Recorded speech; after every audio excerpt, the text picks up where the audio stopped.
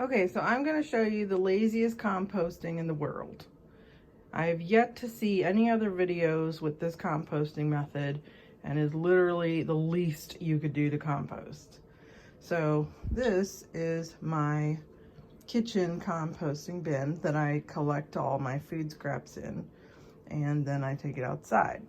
So you'll notice that there's whole pieces of bread in there, there's entire apples, there's a whole bunch of crackers, there's also paper towels, coffee grounds. In fact, I have some more coffee grounds I need to put in there. And if I were to cook, you know, some vegetables or whatever, and as I'm cutting everything up, I'm just throwing everything in there.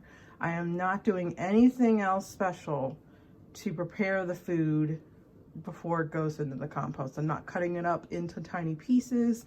I'm not pureeing it. I'm not doing anything. I'm just basically, the main point of composting in this way is to not throw the food into the regular garbage can. I have my recycling there. That's my garbage can, obviously. I'm trying to keep the food out of the regular garbage. That's the main point of this. If you wanted faster compost for gardening purposes, this is not the method, okay? Because it's going to take a while to get actual compost from this. The main point is just keeping it out of the garbage. Okay, so like I have some coffee grounds here, and I'm just going to throw the bulk of them into there, and I'll wash that out later. Okay. Now I'm taking this outside to my big compost bin. So here is my big compost bin and my little bucket from the kitchen. I got this compost bin from Amazon for like 50 bucks or something. And it comes with a lid. The lid snaps on the top. I have it stuck on the side right now. There's a reason for that. So, and then there's little trap doors on all four sides. It comes flat, obviously. You assemble it with little screws, and you know, it's got holes and stuff for drainage. The bottom is open. It's just on the bare ground. And this is literally all I do when I compost, is I take my bucket from the kitchen and I throw it in here. Okay. Now, the only other thing I will do, or a couple things I do, is whenever I throw green material, as in actively composting material, into the bucket, or big bucket, then I try to throw some brown or dry material in with it. I already have paper towels in there. That counts as brown. I could get some leaves and put some leaves in there, like I have some leaves in there already. So like over here I have a bunch of leaves that have been collecting. I'll just throw those in there. Maybe just flatten this out a bit.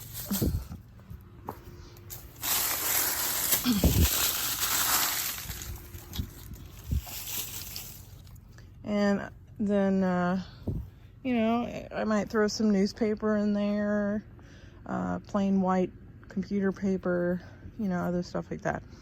So, and the reason for the browns, you still have to maintain probably about a 50-50 ratio of greens and browns. So the wet, actively composting material with the dry, rather inactive composting material, like the paper towels and the leaves. So now, if you want to put the lid on, you can do that. The lid does help keep animals out of it. But, you know, like, so squirrels will probably come and get some of those apples and eat the apples. I don't care. So it doesn't matter to me. And I don't have a real problem with squirrels. So if I did, I probably would keep it covered. But the squirrels don't really bother my house because I don't really have any really big trees around me. And it will rain and snow into the bucket and help kind of compress it and keep it moist. If you put the lid on, it will not get, rain won't get in there, and it will be a little bit drier. The point of the lid is not just to keep animals out, but when it rains in there, it tends to leach a lot of the good, like, composty parts, you know, like actual compost and stuff, kind of leaches out. That's not what that is on the ground. That is from me opening that bottom thing. So, but it will kind of leach a lot of that stuff into the ground. So if you want to keep a lot of that stuff in your pile for faster composting, then that's fine. Of course, you can do that. I don't want to do that. I don't care. I don't want to come out here and have to like move the lid and all this stuff. It's literally the laziest way I can possibly compost, is just putting it in a pile outside and letting it rot. And the only reason I have it in a bin is because I do want to keep it contained. You could use a different kind of bin, doesn't really matter. And you can cover it if you want, but you don't have to. So the only other thing I really do is during the summer, if it gets really, really dry, then I do occasionally put water in it. Like, I might come out and I'll dump the bucket, and then I will run the hose to kind of wash out the bucket, and then I'll fill up the bucket and I'll just pour that in there kind of slowly to kind of get it all over the place. So not too much of it leaks out before it gets in there. I never turn it. I never, you know, move. I never disturb the material. I might kind of move the material around when I'm looking at it to see how it's doing, you know, if it's too dry or whatever, but I'm never turning it. I'm never monitoring the temperature. I'm never doing any of this. This is literally the coldest possible compost pile you could possibly get. The only other concerns are, you'll notice I have this sitting next to our garden shed, which is away from our house.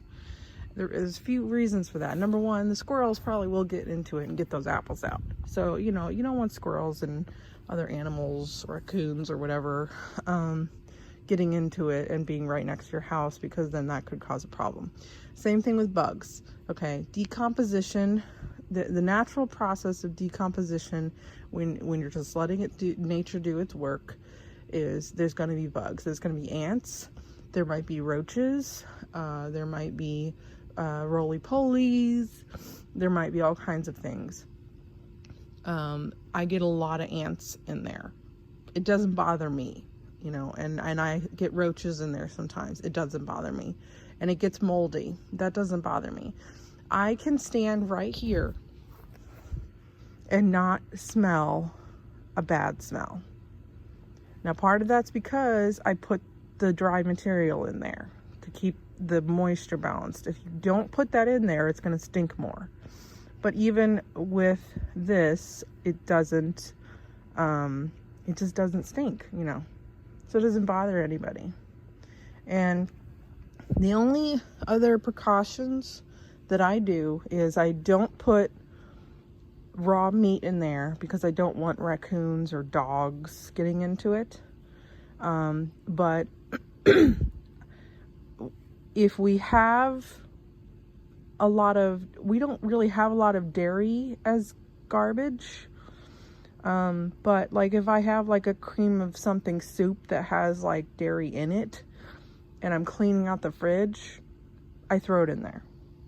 Most of the time when I'm cleaning out the fridge, whatever is bad in the fridge goes in there. So the only thing I don't really do is large amounts of meat, cooked or otherwise, or small amounts of raw meat even. What I do for that is I bury it, because it's a dead animal. So I will literally come out here